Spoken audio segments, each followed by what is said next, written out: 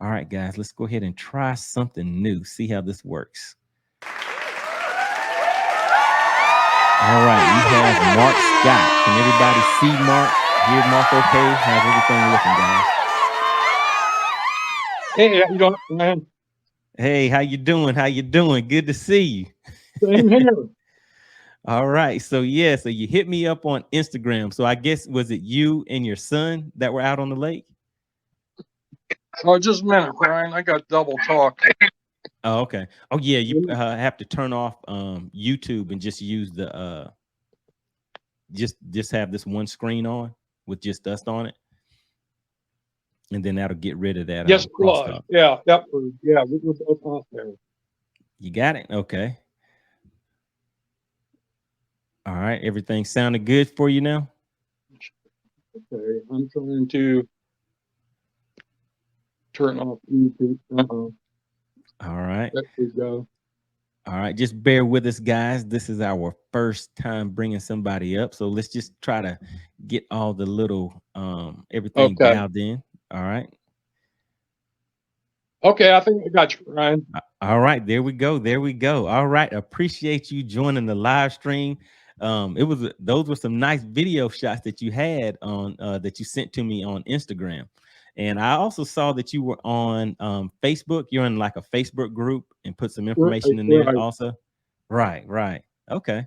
All right. So yeah, just tell me about that day, because you said that you found those were some nice fish that you had. Guys, I wish I could pull up the pictures for you guys, but yeah, just give us some information about it, Scott, and how you started off with your Mega Live and how you were able to get it dialed in that way. Well, they were talking about rings on the grass. Right. And what I did there was I turned off the ping on my 2D on the trolling motor. And I run the ping on the rear transducer of the boat. So that helps a lot with the rings. Okay. But I'm the one that also put the Seaguar harness on. Right. You did mention that. And when I did that, it helped out a lot. But the biggest thing is we were fishing really shallow. And what happened was I was out too far. And I talked to you last week about the problems I was having in shallow water. Right. And the biggest thing that helped was I went from 70 feet out to 40 feet out. Oh, and yes, that would all the difference in the world. Gotcha. But I think that was a very, very big help. But you know that tire reef that I showed you on my 360? Right, yeah, those tires, because you saw the tires on that 360, and then I guess you turned your Mega Live over to that. The fish swimming around those tires, it was awesome to watch. Gotcha. So, and you said you caught one or two of those fish that you saw swimming around the tires, right? Yeah, I think 3 of the fish come off those tires, and the rest of them come out in deeper water. Right. Gotcha. Yeah, so I'll try to find a direct link to that Facebook post that you put, and I'll put that down in the description also, so that way the guys can actually click on that and they can go straight to it, because you have some nice screenshots on there, and I guess that's your son holding up that nice largemouth on there, right? The 5-pounder, yeah, he caught that. He caught that with 1.5 square bill. Yeah. Okay, that sounds good. So if anybody else wants to come up, I'll put this link in there again. So if anybody else wants to come up, I'll go ahead and put that in there. And whenever you come up, it'll just put you in the waiting room, and I'll be able to see you in there to be able to pull you up. So as far as getting it dialed in, do you think that was one of the main issues you were having as far as just the interference part of it? Because we did talk back and forth and just kind of exchange some information about some different settings and things like that to try, right?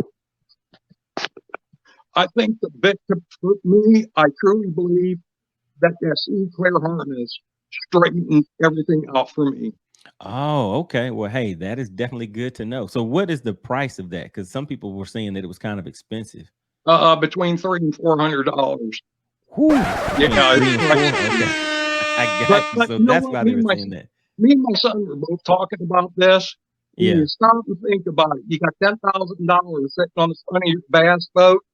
That's right. $400 was the cheapest thing I put on there to straighten all that out. So to me, it was worth every penny.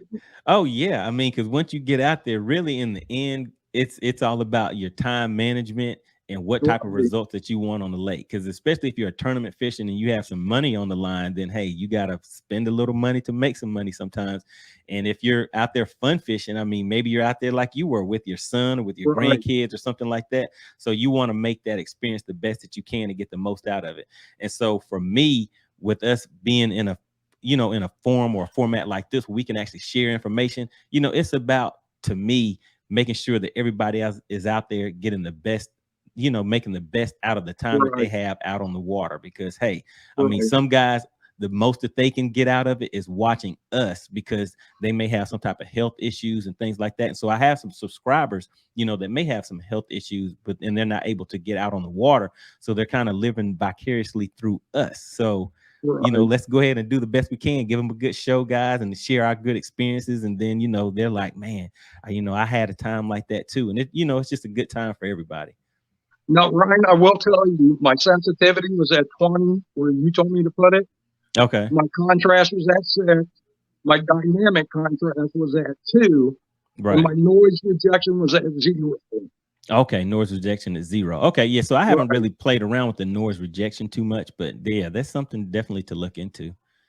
But I could All see right. my Ned rig coming across the bottom 30 feet out. And I watched the bass go down and look at it. Gotcha. And then I Yeah. popped it one time. And I saw it hop across the bottom. And he came and looked at it again. And he turned around and went off. But it was really awesome to watch. Right. Yeah. And another thing that I think that surprises a lot of people whenever they start getting these things dialed in, is how close that the fish are whenever you're actually catching them. You're not catching those Right, fish out at 100 feet, 90 feet, 80 feet. Most of those fish are coming within 30, 40 feet, 50 feet, somewhere within that range, sometimes in the 20 feet away from the boat, which really is not that far whenever you are actually able to see that actually happen live, like you are with using live imaging. right. Hey, Ryan, it was a pleasure. Oh yeah, really appreciate it. Really appreciate you coming up, and I appreciate you supporting the channel. Definitely, definitely, and look forward to seeing you on the next one. All right, I sure I will. I'll get this figured out. I'm not hearing two voices. I'll get all that figured out by then. All right, appreciate it. All right, buddy. All right, see you later. All right, guys, let me drop this link in here again.